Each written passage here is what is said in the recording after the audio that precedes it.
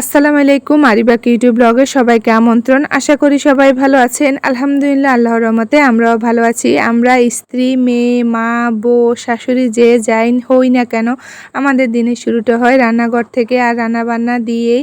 এই তো আম্মু এদিকে মাছ ভাজি করতেছে, অন্যদিকে আমি সবজিগুলো কেটে নিচ্ছিলাম। আজকে মাছ ভাজা, লাউ রান্না আর লাউ চামড়া ভাজি করা হবে। লাউটা কেটে তারপর আমি লাউ চামড়াটাও একদম সুন্দর করে কেটে নিয়েছি। লাউয়ের এই চামড়া ভাজিটা খেতে কিন্তু বেশ মজা হয়। তারপরে এদিকে লাউর জন্য ঝোলটাও কষানি হয়ে যায়। আজকের লাউটা দেশি যে ছোট চিংড়ি সেগুলো দিয়ে রান্না করা হবে। দেশি এই ছোট চিংড়ি দিয়ে লাউ রান্না করলে খেতে কিন্তু বেশ মজা হয়। এই তো আম্মু কিন্তু লাউগুলো দিয়ে দিচ্ছিল। আর এই লাউটা আপনারা কিভাবে রান্না করেন তাও কিন্তু জানাবেন। তারপরে আম্মুকে সব কিছু গোলায় দিয়ে মেয়েদেরকে ঘুম থেকে উঠাতে চলে যায়, আর ওদেরকে ঘুম থেকে উঠিয়ে মুখ টুক ধুয়ে নাস্তা টাস্তা করিয়ে তারপরে ছোট মেয়েটার সাথে বসে একটু গল্প করতেছিলাম। সে আমাকে একটা ছড়া বলে শোনাচ্ছিল। যাবে তার সাথে সঙ্গে নিয়ে দেখা করে শিখবে করবে না। এই তো তারপরে সাথে গল্প করা শেষ করে চলে আসি এই আটিগুলো তোলার জন্য।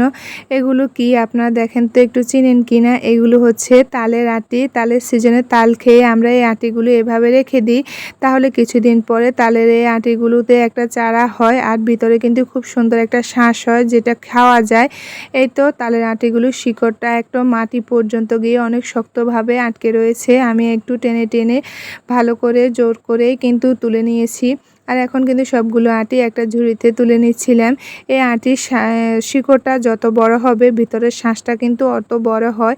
এই যে দেখেন আমি শিকড়টা দেখিয়ে দিচ্ছিলাম। এই আটির ভিতরে যে শাঁসটা হয় তা কিন্তু খেতে বেশ মজা হয়। আপনারা খান কিনা তাও কিন্তু জানাবেন। তারপরে এই তো আমি কিন্তু সবগুলোই শিকড় আটি নিয়ে বসে যাই কাটার জন্য দাটা নিয়ে।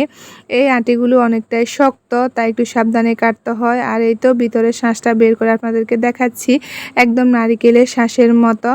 এই শাঁসটা কিন্তু একটা বের করার পরে ভিতরে আরেকটা আবরণ থাকে, আর সেই আবরণটাও খেতে কিন্তু অনেক মিষ্টি হয়। এই যে দেখেন শাঁসটা, আমরা ছোটোবেলায় আমার নানুকে দেখতাম এই শাঁসটা নারিকেল আর দুধ দিয়ে রান্না করতো পায়েসের মতো, খেতে কিন্তু বেশ মজা হতো। আর এই যে দেখেন সাদা আবরণটা আমি খেয়ে নিচ্ছি, এটাও কিন্তু বেশ মিষ্টি হয়। এখন তো বেশি শাঁস হয়নি, তাই আমরা এভাবে খেয়ে নিচ্ছি। তারপরে কিন্তু সন্ধ্যাবেলা মা মেয়ে মিলে বের হয়ে যায়। হঠাৎ করে মনে হচ্ছিল যে একটু ফুচকা চটপটি খাবো, তাই এই তো আমরা মা মেয়ে বের হয়ে যাই। আর আমাদের এখানে টাউনের ডিসি অফিসের সামনে কিন্তু সুন্দর করে এরকম লাইটিং থাকে, আর অনেকগুলো ফুচকাওয়ালা মামা চটপটি নিয়ে বসে। আর এদিকে তো বাচ্চাদেরকে নিয়ে বের হলে তারা সব সময় খেলনার দিকে চলে যায়, তবে আজকে বাড়ি থেকে আসার সময় বলেছি যে কোনো খেলনা নেওয়া হবে না।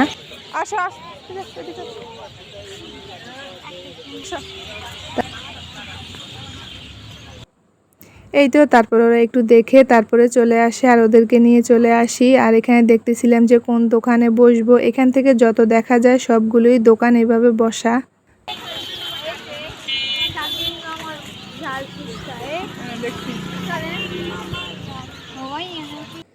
তারপরে এই তো একটা দোকান দেখে আমরা কিন্তু ভিতরে বসে যাই, আর ফুচকা চটপটির জন্য বলে দিই। ফুচকাতে জানো ফুচকা খাওয়ার সময় হ্যাঁ করতে পারে তোমার মুখ পুরো ছিঁড়ে যাবে। চটপটি খাওয়ার সময় আধা ফুচকা আসবে। আর এই তো কিছুক্ষণ বসার পরে কিন্তু ফুচকা চটপটি চলে আসে, আর সবাই খেতে লেগে যায়।